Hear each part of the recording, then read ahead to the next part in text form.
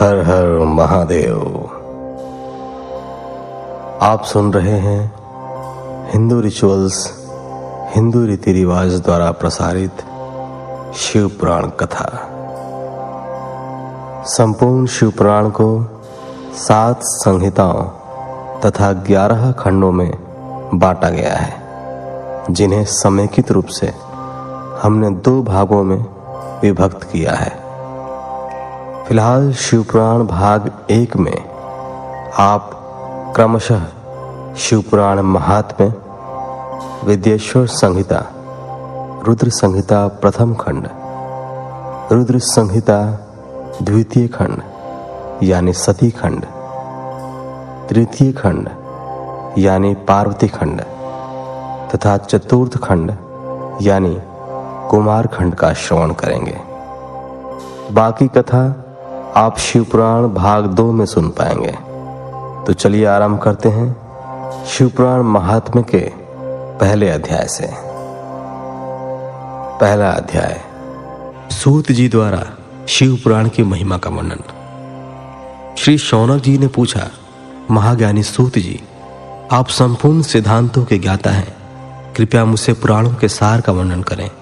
ज्ञान और वैराग्य सहित भक्ति से प्राप्त विवेक की वृद्धि कैसे होती है तथा साधु पुरुष कैसे अपने काम, क्रोध आदि विकारों का निवारण करते हैं। इस कलयुग में सभी जीव आसुरी स्वभाव के हो गए हैं, अतः कृपा करके मुझे ऐसा साधन बताइए जो कल्याणकारी एवं मंगलकारी हो तथा पवित्रता लिए हो। प्रभु, वह ऐसा साधन हो जिससे मनुष्य की शुद्धि हो जाए और उस निर्मल हृदय वाले पुरुष को सदैव के लिए शिव की प्राप्ति हो जाए। श्री सूत जी ने उत्तर दिया, शौनक जी, आप धन्य हैं, क्योंकि आपके मन में पुराण कथा को सुनने के लिए अपार प्रेम व लालसा है। इसलिए मैं तुम्हें परम उत्तम शास्त्र की कथा सुनाता हूँ। वत्स, संपूर्ण सिद्धांत से संपन्न, भक्ति को बढ़ाने वाला तथा शिव जी को संतुष्ट करने वाला अमृत के समान दिव्य शास्त्र है शिव पुराण। इसका पूर्व काल में शिव जी ने ही प्रवचन किया था। गुरुदेव व्यास ने सनत कुमार मुनि का उपदेश पाकर आदर पूर्वक इस पुराण की रचना की है। यह पुराण कलयुग में मनुष्यों के हित का परम साधन है। शिव पुराण परम उत्तम शास्त्र है। इस पृथ्वी लोक में सभी मनुष्यों को भगवान शिव के विशाल स्वरूप को समझना चाहिए। इसे पढ़ना एवं सुनना सर्व साधन है। यह मनवांछित फलों को देने वाला है। इससे मनुष्य निष्पाप हो जाता है तथा इस लोक में सभी सुखों का उपभोग करके अंत में शिवलोक को प्राप्त करता है। शिव पुराण में 24,000 श्लोक हैं, जिसमें 7 संहिताएं हैं। शिव पुराण परब्रह्म परमात्मा के समान गति प्रदान करने वाला है। मनुष्य को पूरी भक्ति एवं संयम पूर्वक इसे सुनना चाहिए। जो मनुष्य प्रेम पूर्वक नित्य इसको बाँचता है या इसका पाठ करता है, वह निःसंदेह पुण्यात्मा है। भगवान शिव उस विद्वान पुरुष पर प्रसन्न होकर उसे अपना धाम प्रदान करते हैं। प्रतिदिन आदर पूर्वक शिव पुराण का पूजन करने वाले मनुष्य संसार में संपूर्ण भोगों को भोग कर भगवान शिव के पद को प्राप्त करते हैं। वे सदा सुखी रहते हैं। शिव पुराण में भगवान शिव का सर्वस्व है। इस लोक और परलोक में सुख की प्राप्ति के लिए आदर पूर्वक इसका सेवन करना चाहिए। यह निर्मल शिव पुराण धर्म, अर्थ, काम और मोक्ष रूप चारों पुरुषार्थों को देने वाला है। अतः सदा प्रेम पूर्वक इसे सुनना एवं पढ़ना चाहिए। दूसरा अध्याय, देवराज को शिवलोक की प्राप्ति और चंचुला का संसार से वैराग्य। श्री शौनक जी ने पूछा, आप धन्य हैं सूत जी, आप परमार्थ तत्व के ज्ञाता हैं। आपने हम पर कृपा करके हमें यह अद्भुत और दिव्य कथा सुनाई है। भूतल पर इस कथा के समान कल्याण का और कोई साधन नहीं है। आपकी कृपा से यह बात हमने समझ ली है। सूत जी, इस कथा के दौरान कौन से पापी शुद्ध होते हैं, उन्हें कृपा पूर्वक बताकर इस जगत को कृतार्थ कीजिए। सूत जी बोले, मुने, जो मनुष्य पाप, दुराचार तथा काम, क्रोध, मद, लोभ में निरंतर डूबे रहते हैं, वे भी शिव पुराण पढ़ने अथवा सुनने से शुद्ध हो जाते हैं तथा उनके पापों का पूर्णतया नाश हो जाता है। इस विषय में मैं तुम्हें एक कथा सुनाता हूँ। बहुत पहले की बात है, किरातों के नगर में देवराज नाम का एक ब्राह्मण रहता था। वह ज्ञान में दुर्बल, गरीब, रस बेचने वाला तथा वैदिक धर्म से विमुख था। वह स्नान संध्या नहीं करता था तथा उसमें वैश्यवृत्ति बढ़ती ही जा रही थी। वह भक्तों को ठगता था। उसने अनेक मनुष्यों को मारकर उन सबका धन हड़प लिया था। उस पापी ने थोड़ा सा भी धन धर्म के काम में नहीं लगाया था। वह वेश्यागामी तथा आचार भ्रष्ट था। एक दिन वह घूमता हुआ दैव योग से प्रतिष्ठानपुर, जो कि फिलहाल के झूसी प्रयाग में, वहां जा पहुंचा। वहां उसने एक शिवालय देखा जहां बहुत से साधु महात्मा एकत्र हुए थे। देवराज वहीं ठहर गया। वहां रात में उसे ज्वर आ गया, अर्थात बुखार आ गया और उससे बड़ी पीड़ा होने लगी। वहीं पर एक ब्राह्मण देवता शिव पुराण की कथा सुना रहे थे। ज्वर में पड़ा देवराज भी ब्राह्मण के मुख से शिव कथा को निरंतर सुनता रहता था। 1 मास बाद देवराज ज्वर से पीड़ित अवस्था में चल बसा। यमराज के दूत उसे बांधकर यमपुरी ले गए। तभी वहां शिवलोक से भगवान शिव के पार्षदगण आ गए। वे कर्पूर के समान उज्जवल थे। उनके हाथ में त्रिशूल, संपूर्ण शरीर पर भस्म और गले में रुद्राक्ष की माला उनके शरीर की शोभा बढ़ा रही थी। उन्होंने यमराज के दूतों को मार पीट कर देवराज को यमदूतों के चंगुल से छुड़ा लिया और वे उसे अपने अद्भुत विमान में बिठाकर जब कैलाश पर्वत पर ले जाने लगे तो यमपुरी में कोलाहल मच गया, जिसे सुनकर यमराज अपने भवन से बाहर आए। साक्षात रुद्रों के समान प्रतीत होने वाले इन दूतों का धर्मराज ने विधि पूर्वक पूजन कर ज्ञान दृष्टि से सारा मामला जान लिया। उन्होंने भय के कारण भगवान शिव के दूतों से कोई बात नहीं पूछी। तत्पश्चात शिवदूत देवराज को लेकर कैलाश चले गए और वहां पहुंचकर उन्होंने ब्राह्मण को करुणावतार भगवान शिव के हाथों सौंप दिया। शौनक जी ने कहा, महाभाग सूत जी, आप सर्वज्ञ हैं। आपकी कृपा प्रसाद से मैं कृतार्थ हुआ। इस इतिहास को सुनकर मेरा मन आनंदित हो गया है। अतः भगवान शिव में प्रेम बढ़ाने वाली दूसरी कथा भी कहिए। 3रा अध्याय। श्री सूत जी बोले, शौनक सुनो, मैं तुम्हारे सामने एक अन्य गोपनीय कथा का वर्णन करूंगा, क्योंकि तुम शिव भक्तों में अग्रगण्य एवं वेद वेताओं में श्रेष्ठ हो। समुद्र के निकटवर्ती प्रदेश में वाष्कल नामा गांव है, जहां वैदिक धर्म से विमुख महापापी मनुष्य रहते हैं। वे सभी दुष्ट हैं एवं उनका मन दूषित विषय भोगों में ही लगा रहता है। वे देवताओं एवं भाग्य पर विश्वास नहीं करते। वे सभी कुटिल वृत्ति वाले हैं, किसानी करते हैं और विभिन्न प्रकार के अस्त्र शस्त्र रखते हैं। वे व्याभिचारी हैं। वे इस बात से पूर्णतः अनजान हैं कि ज्ञान, वैराग्य तथा सद्धर्म ही मनुष्य के लिए परम पुरुषार्थ है। वे सभी पशु बुद्धि हैं। अन्य समुदाय के लोग भी उन्हीं की तरह बुरे विचार रखने वाले धर्म से विमुख हैं। वे नित्य कुकर्म में लगे रहते हैं एवं सदा विषय भोगों में डूबे रहते हैं। वहां की स्त्रियां भी बुरे स्वभाव की, स्वेच्छाचारिणी, पाप में डूबी, कुटिल सोच वाले और व्याभिचारिणी हैं। वे सभी सद्व्यवहार तथा सदाचार से सर्वथा शून्य हैं। वहां सिर्फ दुष्टों का निवास है। वाष्कल नामा गांव में बिंदुक नाम का एक ब्राह्मण रहता था। वह अधर्मी, दुराचारी व महापापी था। उसकी स्त्री बहुत सुंदर थी। उसका नाम चंचुला था। वह सदा उत्तम धर्म का पालन करती थी, परंतु बिंदुक वेश्यागामी था। इस तरह कुकर्म करते हुए बहुत समय व्यतीत हो गया। उसकी स्त्री काम से पीड़ित होने पर भी स्वधर्म नाश के भय से क्लेश सहकर भी काफी समय तक धर्म भ्रष्ट नहीं हुई, परंतु आगे चलकर वह भी अपने दुराचारी पति के आचरण से प्रभावित होकर दुराचारिणी और अपने धर्म से विमुख हो गई। इस तरह दुराचार में डूबे हुए उन पति पत्नी का बहुत सा समय व्यर्थ बीत गया। वेश्यागामी, दूषित बुद्धि वाला वह दुष्ट ब्राह्मण बिंदुक समयानुसार मृत्यु को प्राप्त हो गया और नरक में चला गया। बहुत दिनों तक नरक के दुखों को भोग कर वह मूढ़ बुद्धि पापी विंध्य पर्वत पर भयंकर पिशाच हुआ। इधर उस दुराचारी बिंदुक के मर जाने पर वह चंचुला नामक स्त्री बहुत समय तक पुत्रों के साथ अपने घर में रहती रही। पति की मृत्यु के बाद वह भी अपने धर्म से गिरकर पर पुरुषों का संग करने लगी थी। सतियां विपत्ति में भी अपने धर्म का पालन करना नहीं छोड़ती। यही तो तप है। तप कठिन तो होता है, लेकिन इसका फल मीठा होता है। विषयी इस सत्य को नहीं जानता, इसलिए वह विषयों के विष फल का स्वाद लेते हुए भोग करता है। एक दिन दैवयोग से किसी पुण्य पर्व के आने पर वह अपने भाई बंधुओं के साथ गोकर्ण क्षेत्र में गई। उसने तीर्थ के जल में स्नान किया एवं बंधुजनों के साथ यत्र तत्र घूमने लगी। घूमते घूमते वह एक देव मंदिर में गई।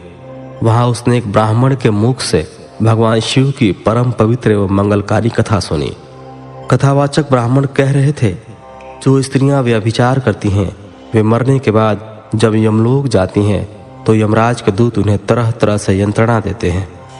वे उसके कामांगों को तप्त लौह दंडों से दागते हैं। तप्त लौह के पुरुष से उसका संसर्ग कराते हैं। ये सारे दंड इतनी वेदना देने वाले होते हैं कि जीव पुकार पुकार कर कहता है कि अब वह ऐसा नहीं करेगा, लेकिन यमदूत उसे छोड़ते नहीं। कर्मों का फल तो सभी को भोगना पड़ता है। देव, ऋषि, मनुष्य सभी इससे बंधे हुए हैं। ब्राह्मण के मुख से यह वैराग्य बढ़ाने वाली कथा सुनकर चंचुला भय से व्याकुल हो गई। कथा समाप्त होने पर सभी लोग वहां से चले गए। तब कथा बाँचने वाले ब्राह्मण देवता से चंचुला ने कहा, हे ब्राह्मण, धर्म को न जानने के कारण मेरे द्वारा बहुत दुराचार हुआ है। स्वामी, मेरे ऊपर कृपा कर मेरा उद्धार कीजिए। आपके प्रवचन को सुनकर मुझे इस संसार से वैराग्य हो गया है। मुझ मूढ़ चित्त वाली पापनी को धिक्कार है। मैं निंदा के योग्य हूँ।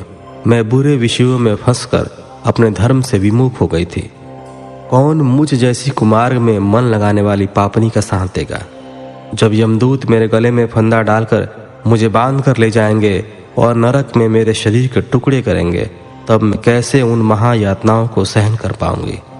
मैं सब प्रकार से नष्ट हो गई हूँ, क्योंकि अभी तक मैं हर तरह से पाप में डूबी रही हूँ।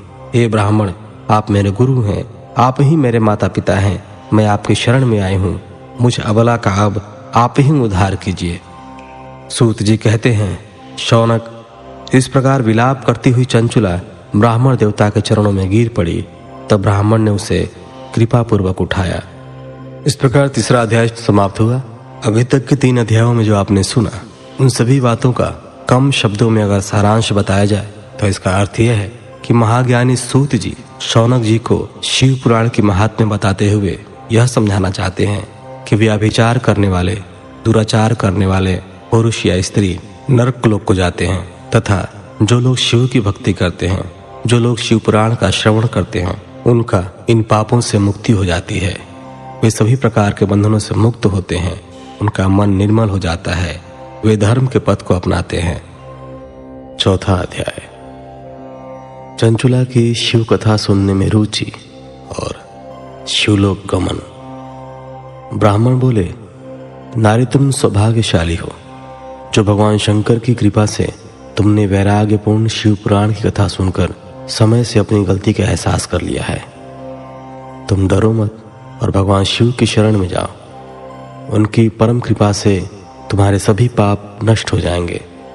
मैं तुम्हें भगवान शिव की कथा सहित वह मार्ग बताऊंगा जिसके द्वारा तुम्हें सुख देने वाली उत्तम गति प्राप्त होगी। शिव कथा सुनने से तुम्हारी बुद्धि शुद्ध हो गई है और तुम्हें पश्चाताप हुआ है तथा मन में वैराग्य उत्पन्न हुआ है। पश्चाताप ही पाप करने वाले पापियों के लिए सबसे बड़ा प्रायश्चित है। पश्चाताप ही पापों का शोधक है। इससे ही पापों की शुद्धि होती है। सत्पुरुषों के अनुसार पापों की शुद्धि के लिए प्रायश्चित पश्चाताप से ही संपन्न होता है। जो मनुष्य अपने कुकर्म के लिए पश्चाताप नहीं करता वह उत्तम गति प्राप्त नहीं करता, परंतु जिसने अपने कुकृत्य पर हार्दिक पश्चाताप होता है वह अवश्य उत्तम गति का भागीदार होता है। इसमें कोई शक नहीं है। शिव पुराण की कथा सुनने से चित्त की शुद्धि एवं मन निर्मल हो जाता है। शुद्ध चित्त में ही भगवान शिव एवं पार्वती का वास होता है। वह शुद्धात्मा पुरुष सदा शिव के पद को प्राप्त होता है। इस कथा का श्रवण सभी मनुष्यों के लिए कल्याणकारी है, अतः इसकी आराधना एवं सेवा करनी चाहिए। यह कथा भवबंधन रूपी रोग का नाश करने वाली है। भगवान शिव की कथा सुनकर हृदय में उसका मनन करना चाहिए। इससे चित्त की शुद्धि होती है।